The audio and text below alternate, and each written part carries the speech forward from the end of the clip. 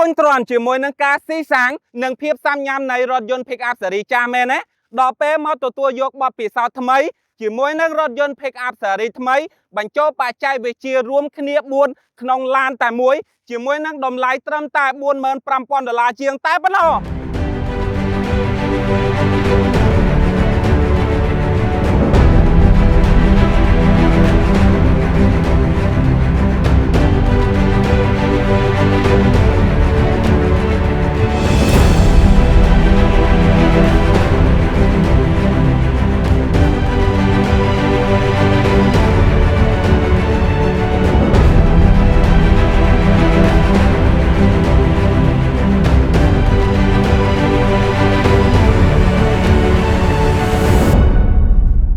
បងប្អូនទាំងអស់គ្នាសូមស្វាគមន៍មកកាន់បទបង្ហាញថ្មីជាមួយនឹងរថយន្ត Pick up ស៊េរីថ្មី BYD Shark 6 Advance ដែលជាផលិតផលដំឡើងនៅប្រទេសកម្ពុជាហើយរថយន្តនេះគឺមានតម្លៃល្អខ្លាំងមែនទែនត្រឹមតែ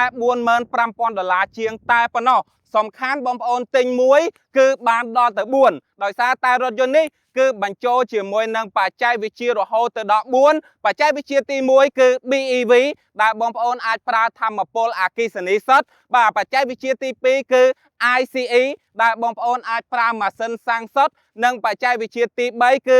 REEV ដែលបងប្អូនអាចប្រើបច្ចេកវិទ្យាបានន័យថាបើកបរដោយប្រើថាមពលអគ្គិសនីប៉ុន្តែផ្ដល់កម្លាំងដោយម៉ាស៊ីននិងបច្ចេកវិទ្យាចុងក្រោយគឺ PHEV បានន័យថាបងប្អូនដំណើរការរថយន្តនេះដោយប្រើទាំងម៉ាស៊ីនសាំងនិងអគ្គិសនីអញ្ចឹងលុយមែនតើបងប្អូនទិញមួយគឺបាន4តែម្ដងមិនចាំបាច់ចំណាយលុយច្រើនក្នុងការទិញរថយន្តផ្សេងទេហើយរថយន្តនេះគឺមានលក់នៅប្រទេសកម្ពុជាហើយសំខាន់គឺដំឡើងនៅប្រទេសកម្ពុជានៅខេត្តព្រះសីហនុតែម្ដងចឹងហើយធ្វើឲ្យតម្លៃរបស់រថយន្តនេះកាន់តែមានភាពសមរម្យហើយក៏សំខាន់គឺពាក់ព័ន្ធជាមួយនឹងការ design ដែលការ design គឺមានរូបរាងស្អាតខ្លាំងមែនទែនមើលទៅកាចអំណាចខ្លាំងជាមួយនឹងភ្លើងរបាពីឆ្វេងដល់ស្ដាំដែលធ្វើឲ្យរថយន្តនេះបើកពេលយប់គឺកាចខ្លាំងមែនទែនបងប្អូនអរគ្នាចង្គៀងប្រភេទ LED មានមុខងារ Follow Me Home និងបិទបើកដោយស្វ័យប្រវត្តិផងដែរ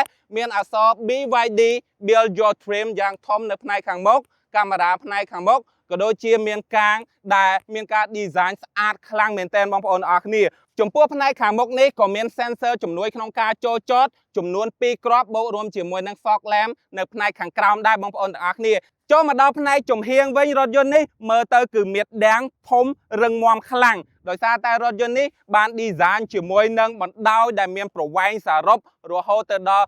5.4 ម៉ែត្រជាងកម្ពស់វិញរហូតទៅដល់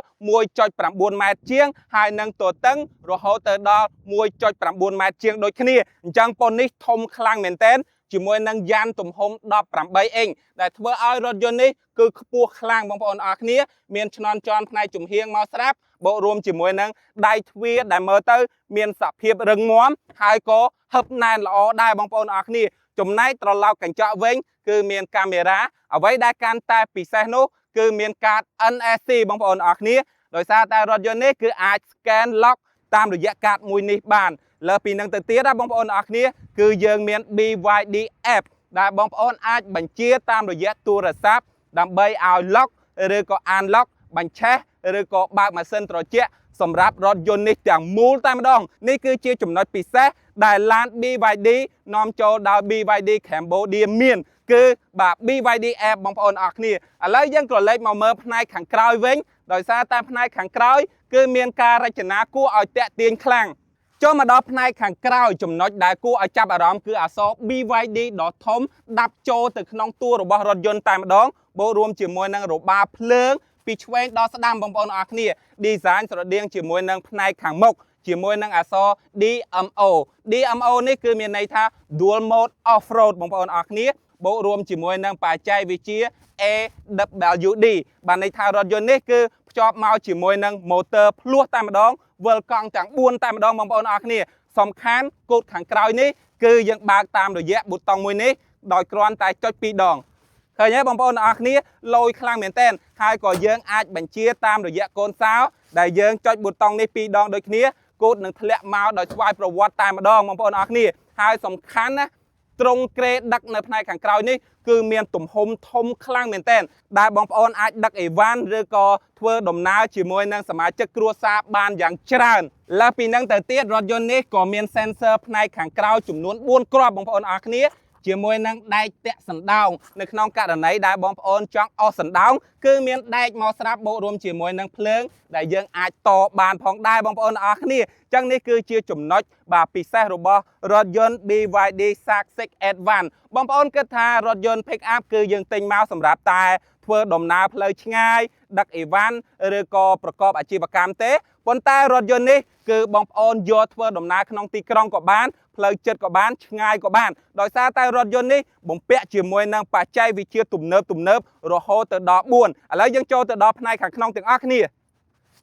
ចូលមកដល់ផ្នែកខាងក្នុងវិញខ្ញុំមានអារម្មណ៍ថាមានផាសុកភាពហើយខ្ញុំមានអារម្មណ៍ថាដូចជាមិនមែនឡាន Pick Up ទេដោយសារទី1គឺងាយស្រួលក្នុងការអង្គុយដោយសារតែរថយន្តនេះគឺបាន design ជាមួយនឹងពូកស្បែកទន់បូករួមជាមួយនឹងម៉ាស៊ីនត្រជាក់ផ្នែកខាងក្រោយទៀតអញ្ចឹងធ្វើឲ្យយើងមានផាសុកភាពលើសពីនឹងទៅទៀតយើងក៏មាន armrest ដែលយើងអាចដាក់កៅទឹកចំនួន2បូករួមជាមួយនឹងដោយ USB Type C ហើយនិង Type A ចំនួន2ដើម្បីបញ្ចូលថ្មទូរស័ព្ទអញ្ចឹងការធ្វើដំណើរផ្លូវចិត្តផ្លូវឆ្ងាយគឺមិនមានជាបញ្ហាសម្រាប់រថយន្តនេះឡើយឥឡូវយើងចូលទៅដល់ផ្នែកខាងមុខវិញដោយសារផ្នែកខាងមុខគឺមានចំណុចពិសេសច្រើនចូលមកដល់ផ្នែកកាប៊ីនខាងក្នុងបងប្អូនអរគ្នាខ្ញុំមានអារម្មណ៍ថារថយន្តនេះគឺ design មកសម្រាប់ការ off road ដោយសារតែមើលទៅគឺមានសភាពរឹងមាំលើសពីនឹងទៅទៀតយើងមានដៃសម្រាប់យើងកាន់ពេលដែលយើង off road ឬក៏បើកផ្លូវលំបាកបងប្អូនអរគ្នាតែនិយាយអញ្ចឹងមិនមែនមានន័យថាយើងបើកតែផ្លូវលំបាក off road ទេ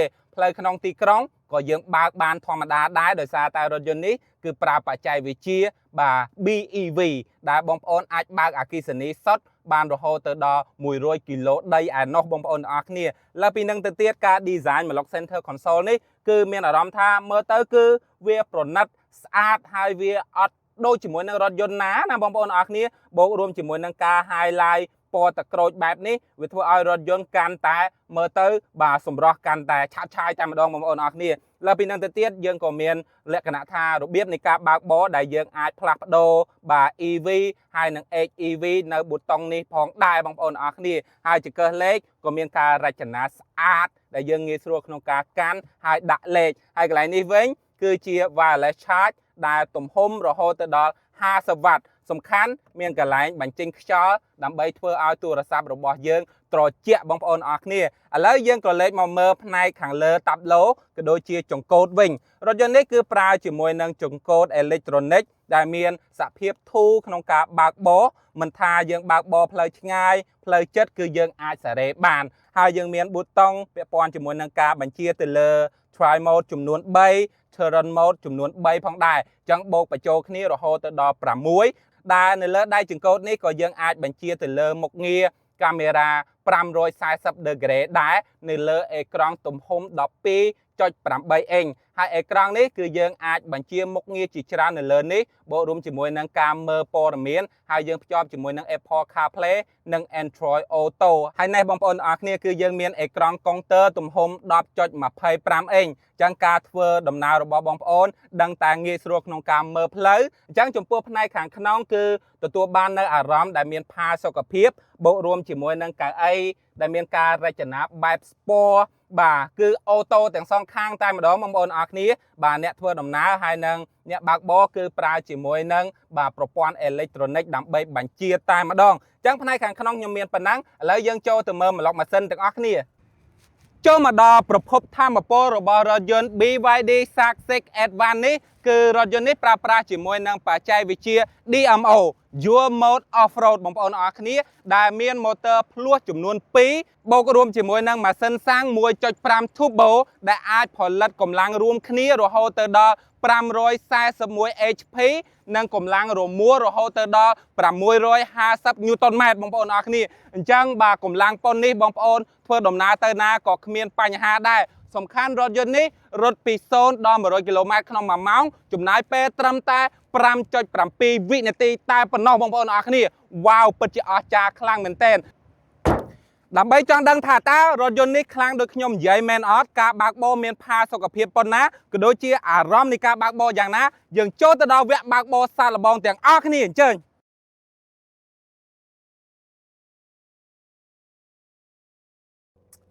អូខេបងប្អូនទាំងអស់គ្នាយើងមកសាកកម្លាំង BYD Saxix Advance ជាមួយនឹងថាមពល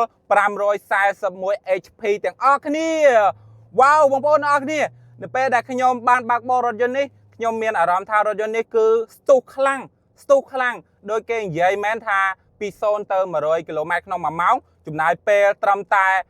5.7 វិនាទីអញ្ចឹងវាអត់ខុសទេបងប្អូនទាំងអស់គ្នាដោយសារខ្ញុំបានសាកហើយអ្វីដែលកាន់តែសំខាន់គឺវាមានបច្ចេកវិទ្យា Super Hybrid ណាបងប្អូនទាំងអស់គ្នាដែលបងប្អូនអាចធ្វើដំណើរផ្លូវក្នុងទីក្រុងប្រើបច្ចេកវិទ្យា EV សុទ្ធគឺយើងអាចបើកបានរហូតទៅដល់100គីឡូដីឯណោះបងប្អូនទាំងអស់គ្នាហើយពេលដែលបងប្អូនធ្វើដំណើរទៅខេត្តគឺបងប្អូនអាចដាក់បច្ចេកវិទ្យា HEV ដែល HEV វិញគឺមិនឲ្យបងប្អូនបារម្ភរឿងឈប់សាកថ្មឬក៏ឈប់ចាក់សាំងនោះទេបងប្អូនចាក់តែសាំងមកពេញចំណោះ60លីត្រគឺអាចជិះបានឆ្ងាយខ្លាំងមែនទែនអញ្ចឹងនេះគឺជាបច្ចេកវិទ្យាមួយដែលខ្ញុំគិតថាពិតជាត្រូវសម្រាប់សម័យពេលបច្ចុប្បន្នចង់អគ្គិសនីក៏បានចង់លក្ខណៈថាសាំងលាយអគ្គិសនីក៏បានសាំងសុទ្ធក៏បានហើយនឹងបច្ចេកវិទ្យា PHEV ដែលបងប្អូនអាចប្រើទាំងថាមពលអគ្គិសនីនិងថាមពលរបស់ម៉ាស៊ីនលើសពីនឹងទៅទៀតណាបងប្អូនអរគ្នាគឺមានម៉ូដនៃការបើកបររហូតទៅដល់3ដែលបងប្អូនអាចបញ្ជាតាមរយៈប៊ូតុងមួយនេះមាន Normal បើកផ្លូវធម្មតា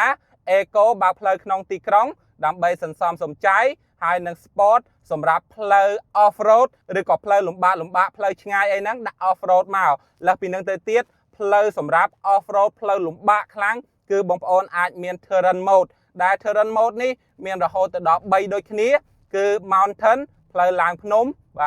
Snowfield ផ្លូវដែលមានព្រិលហើយនឹងមួយទៀតគឺ Muddy Land ផ្លូវដែលមានភក់អញ្ចឹងរថយន្តនេះគឺ design មកសម្រាប់គ្រប់ស្ថានភាពផ្លូវតែម្ដងលើសពីនឹងទៅទៀតខ្ញុំចូលចិត្តជាមួយនឹងកៅអីដែលមានការរចនាបែប Sport ក្តោបដងខ្លួនយើងបានល្អពេលអង្គុយយូរក៏មិនធ្វើឲ្យឈឺខ្នងឬក៏រយចង្កេះដែរយើងអាចបញ្ជាតាមប្រព័ន្ធអេឡិចត្រូនិកបានយ៉ាងងាយស្រួលខ្លាំងមែនទែនអញ្ចឹងនេះគឺជាអារម្មណ៍នៃការបើកបររបស់ខ្ញុំចំពោះរថយន្ត BYD Saxix Advance ដែលដំឡើងនៅប្រទេសកម្ពុជាក្នុងតម្លៃ$45,000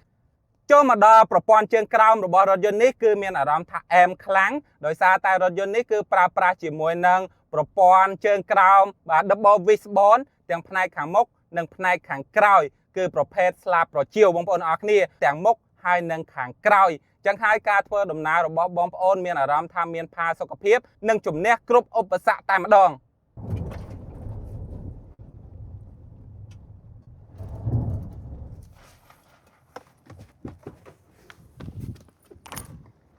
វ៉ាវបងប្អូនទាំងអស់គ្នាបន្ទាប់ពីខ្ញុំបានបើកបររថយន្តនេះហើយខ្ញុំពិតជាមានអារម្មណ៍ពេញចិត្តរថយន្តនេះខ្លាំងដោយសារតែរថយន្តនេះផ្ដល់ថាមពលខ្លាំងក៏ដូចជាផាសុកភាពនៅផ្នែកខាងក្នុងទាំងកម្លាំងទាំងប្រព័ន្ធជើងក្រោមហើយនឹងថាមពលអគ្គិសនីគឺខ្ញុំពេញចិត្តទាំងអស់តែម្ដងបងប្អូនអរគ្នាបើសិនបើបងប្អូនមិនជឿបងប្អូនអញ្ជើញមក BYD Cambodia ដើម្បីតេស្តសាកល្បងរថយន្តនេះអញ្ចឹងរថយន្តនេះគឺមានតម្លៃ45,000ជាងដោយសារតែរថយន្តនេះគឺអត់ទាន់សម្ពោធជាផ្លូវការទេអញ្ចឹងតម្លៃកតុយអត់ដឹងប្រមាណទេសូមបងប្អូនទាយម្នាក់មួយមើលថាតម្លៃប្រកាសជាផ្លូវការអាចមានតម្លៃប៉ុន្មានប៉ុន្តែរថយន្តនេះគឺមានការធានារហូតទៅដល់8ឆ្នាំឬក៏160000គីឡូវ៉ាវធានាខ្ពស់ខ្លាំងមែនទែនតើបងប្អូននៅចាំអីទៀតទំនាក់ទំនង BYD Cambodia ដើម្បីទទួលបាន pick up នៅក្នុងក្តីស្រមៃរបស់បងប្អូនទាំងអស់គ្នាអញ្ចឹងវីដេអូនៅថ្ងៃនេះមានតែប៉ុណ្្នឹងទេជាចុងក្រោយខ្ញុំបាទកាត់ Channel សូមអរគុណសូមគោរពជម្រាបលា